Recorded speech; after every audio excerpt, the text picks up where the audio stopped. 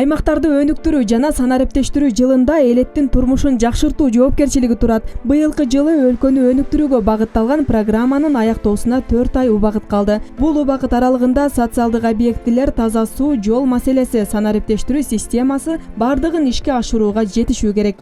Сенде балдарны издеп жүрөм мынакей. Булар айткан бизде тапкыла деген. Тап, артына колап жүрүп бергиле андай балдар каражат иштеткен балдарды. Азыр берет.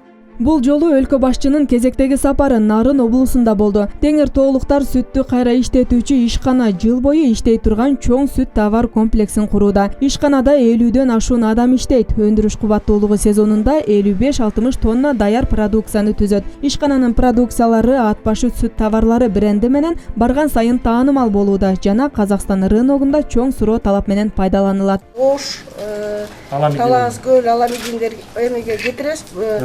Рыноктар анан бат эле 60 тонна жылына калбай эле жакшы демекке талап Кыргызстан ичинде талап көп. Бул сыяктуу чакан, орто, ири ишканаларды куруу зарылдыгы турат. Жергиликтүүлөрдү жумуш менен камсыздаса, өлкө табигый азыктарды сатыкка чыгарып баштайт. Аны менен катар өлкөнүн экономикасы өнүгөт. Адистердин баамында аймактарга болгон колдоону күчөтүү керек. Таза суулардын келиши, фаптардын жаңыланышы, мектептердин жаңыланышы, камкордуктар, элдин аң сезимин көтөрүү, санариптештирүү ушунун бардыгы региондорго таралгандыгынын өзү албетте мамлекеттин өсүшүнө болгон бир негизги салым болот да.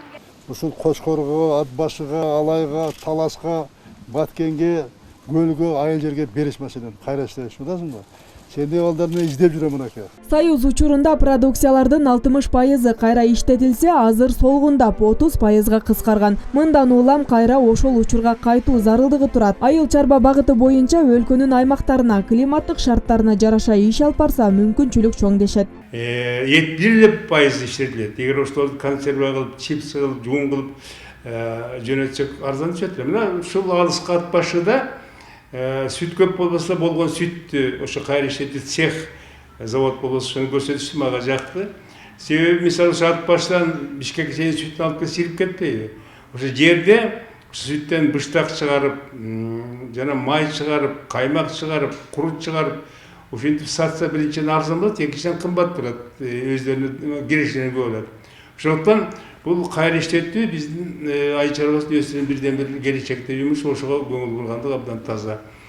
Мындан башка Нарын облусунун Нарын районунда 5000 гектар жерди сугат суу менен ыраттуу камсыз кылууну жана 2000 гектар жаңы жерди өздөштүрүүнү шарттаган Куланак каналынын курулушу башталат. Куланак насостук станциясы 48 жылдан бери пайдаланылып келген. Азыркы учурда эскилиги жетти. Долбоордун болжолдуу сметалык наркы 1 миллиард 800 миллион сом. Азыркы учурда долбоордун техникалык, экономикалык негиздемеси жасалып бүткөн. Ирригацияны өнүктүрүү мамлекеттик программасынын 2 этабынын алкагында курулуш иштерин 2021 жылы баштоо жана 2026 жылга чейин аяктоо пландаштырылган. Билесиңер, мурун 615 айыл болчу. Июнда ревизия алгандан дагы 139 айыл кошулду. Эскирген. Азыр 715 айыл калды. Кыргызстан боюнча. Эми бул таза суу деген бул балдардын ден соолугу, өзүнүн ден соолугубузда. Таза суу болгон жерде оору көп болот.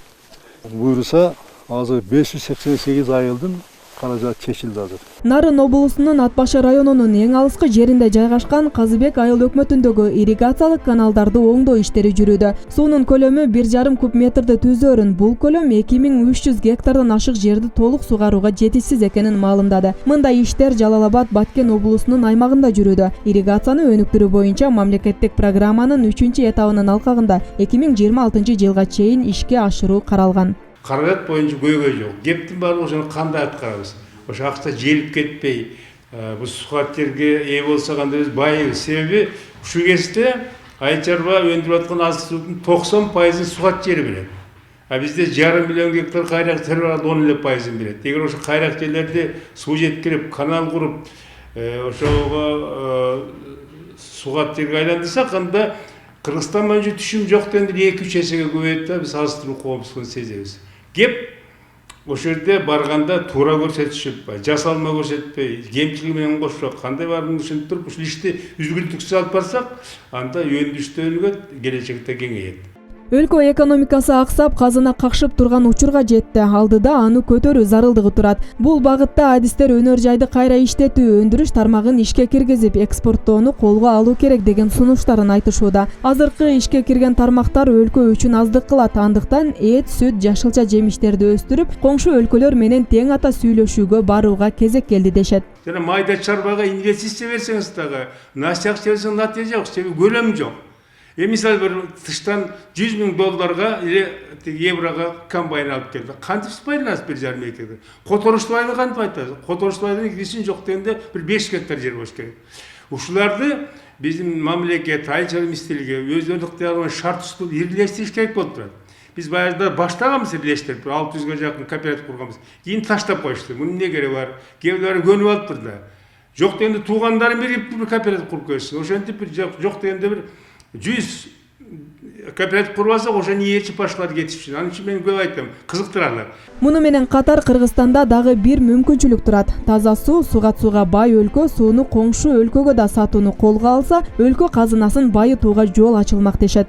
Жылына эң минималдуу доход киреше. Ошо сууну сата турган болсок, бул баягы алар сугатчыда иштебек да ошо. 2,5-3 миллиард доллар жылына түшөт. Эң минималдуу баа менен 1 кубометр сууну 12 центтен сатканыбыздай. 1 кубометр деген бул эми 1000 литр да.